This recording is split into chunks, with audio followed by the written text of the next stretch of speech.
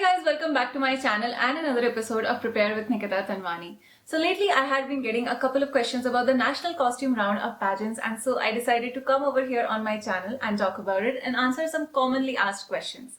Now before we dive into the video, please give this video a big thumbs up if you enjoy the videos that I create for you guys, and don't forget to subscribe to my channel if you haven't already. The goal is to make the YouTube family 10,000 subscribers strong by the end of 2020, and I would really appreciate your support in making that happen. And now let's dive straight into the video.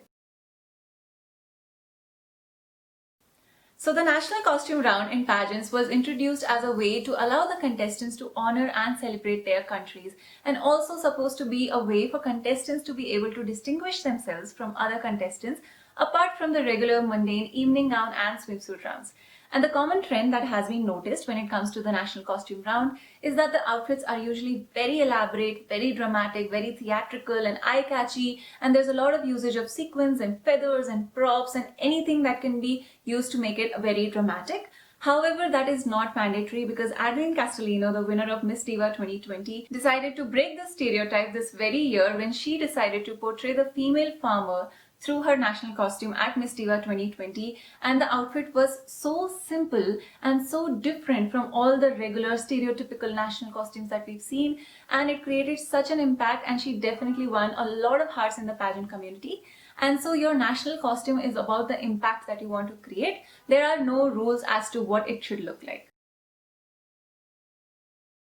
So when it comes to international pageants, all the 4 major international pageants do have the national costume round. However, Miss World does not award anything for national costume. They don't have that round, and it's only awarded the Best in National Costume award to a contestant twice or thrice in its entire history. However, all the other international pageants such as Miss Grand International, Miss International, Miss Universe, Miss Earth, Miss Supranational, all of these pageants do have the national costume round as a part of their pageant. And at the national level, the same trend continues, and so Miss Diva and Miss Divine Beauty have the national costume round because their subsequent international pageants have the round. But Miss India chose to discontinue the national costume round from their pageant as well from 2017 onwards because the Miss World pageant does not have the national costume round, and so it did not really make sense. However, for the runner-ups who end up going to Miss Grand International and Miss United Continents, the organization does help them in preparing their national costume.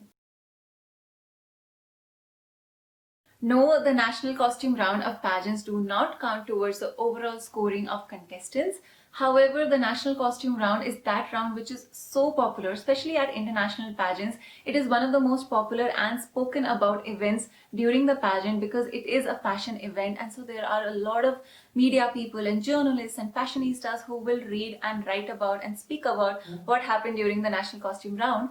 And so even though it is not counting towards the score, the contestants do have to put in a lot of effort here to make a place for themselves. This is where you get to stand out and shine, because if you stand out in this round, there will be a lot of buzz created around you, not just in the pageant community but also outside of it. So when it comes to designing a national costume, there are 2 things to be kept in mind. Number 1 is that it should feel and look authentic to the concept behind it. This is where a lot of research comes into the picture, and that is so important while conceptualizing and designing a national costume, because you have to make sure that the message that you want to convey through your national costume, you are honoring and celebrating a country. It's a huge responsibility, and there are going to be so many people who are going to be looking at the tiny details into your national costume, and you don't want to give anybody a chance to point out a fault in the nuances behind the conceptualization of it. And so if you're portraying a certain culture, a certain country, make sure you've done your research properly, and so that all of it makes sense and people can see where you're coming from. The second thing that you have to keep in mind is that your national costume needs to have drama and create impact.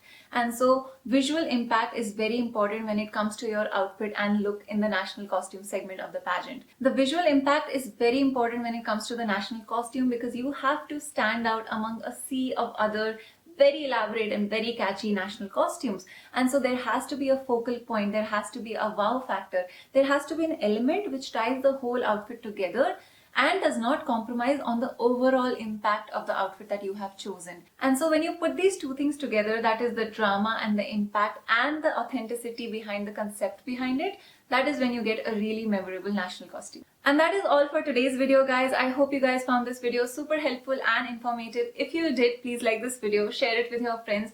Don't forget to subscribe and let me know how you felt in the comment section below. I love you guys so much, and I will see you very soon in my next video. Bye bye.